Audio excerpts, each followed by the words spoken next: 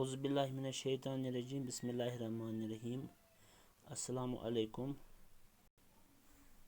یہ جو آج کا کلاس ہے یہ 10th کا ہے، سبجیکٹ ہے اردو، اور آج ہمارا ٹاپک ہے غالب کی غزل نمبر 2، پیج نمبر 134۔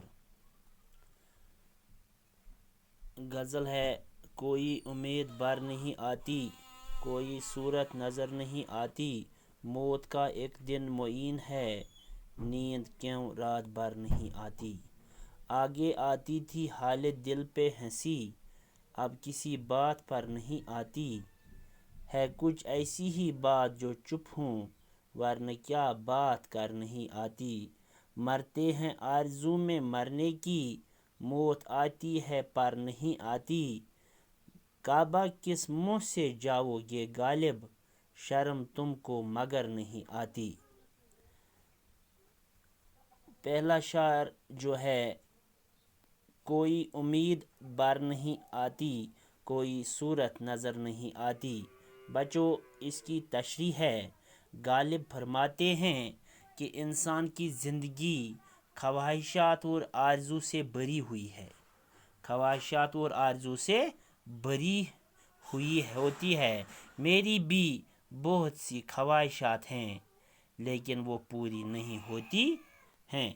موت کا ایک دن معین ہے، نیند کیوں رات بھر نہیں آتی۔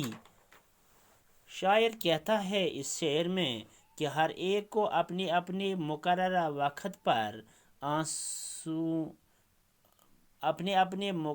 وقت پر اس دنیا کو چھوڑنا ہے، لیکن میں موت کے ڈر سے اتنا گھبراتا ہوں کہ رات بھر مجھ کو نیند نہیں آتی ہے۔ تیسرا شعر جو ہے: آگے آتی تھی حالت دل پہ ہنسی، آگے آتی تھی حالت دل پہ ہنسی، اب کسی بات پر نہیں آتی۔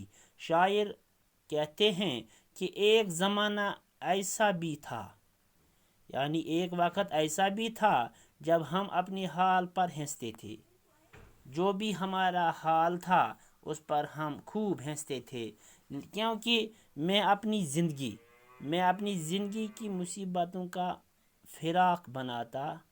مذاق بناتا تھا، لیکن اب مصیبتیں اتنی بڑھ گئی ہیں کہ اب ہنسی تو کیا رونا بھی نہیں آتا ہے۔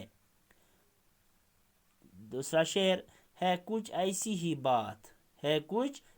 ہی بات جو چپ ہوں، ورنہ کیا بات کر نہیں آتی۔ شاعر کہتا ہے کہ دکھوں، مصیبتوں اور غموں نے مجھ پر ایسا اثر ڈال دیا ہے، یعنی مصیبتوں، پریشانیوں نے مجھ پر ایسا اثر ڈال دیا ہے کہ میں ہر وقت چپ رہا کرتا ہوں، میں کچھ بھی نہیں کہتا ہوں، ہمیشہ چپ رہتا ہوں، ورنہ تو ہم صرف باتیں ہی کہا کرتے ہیں۔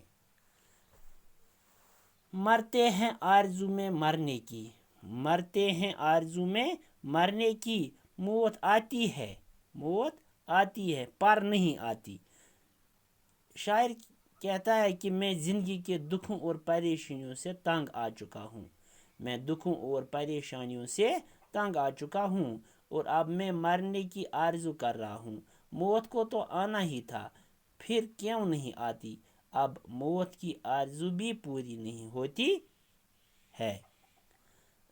لاسٹ شعر جو ہے: کعبہ کس منہ سے جاؤ گے غالب، کعبہ کس منہ سے جاؤ گے غالب، شرم تم کو مگر نہیں آتی۔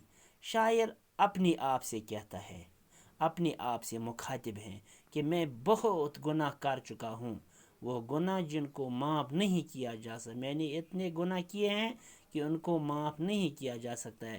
پھر کعبہ شریف کس منہ سے جاؤں گا، پھر میں اس جائے مقدس پہ کس طرح جاؤں گا، لیکن مجھے شرم نہیں آتی ہے، میں پھر بھی جاؤں گا، مجھے شرم ہی نہیں ہے، میں پھر بھی جانے کے لیے تیار ہوں۔